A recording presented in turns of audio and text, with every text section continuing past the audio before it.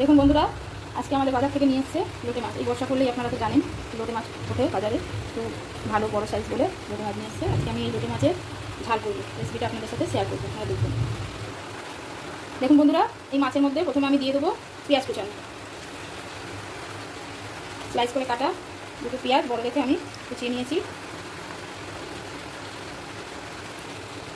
এবার দেবো আমি এর মধ্যে আদা আর রসুন বাটা একসাথেই করে নিয়েছি, আমি ছেঁচে নিয়েছি আমি আদা রসুনটা থেতে করে নিয়েছি। এবার দেবো আমি কাটা কাঁচা লঙ্কা আর দেবো টমেটো কুচি। এবার কিছু গুঁড়ো মশলাটা অ্যাড করবো। প্রথমে দেবো হলুদ গুঁড়ো, এবারে দেবো লঙ্কা গুঁড়ো।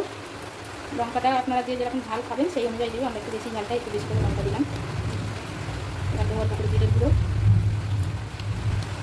আর দেবো স্বাদ অনুযায়ী লবণ।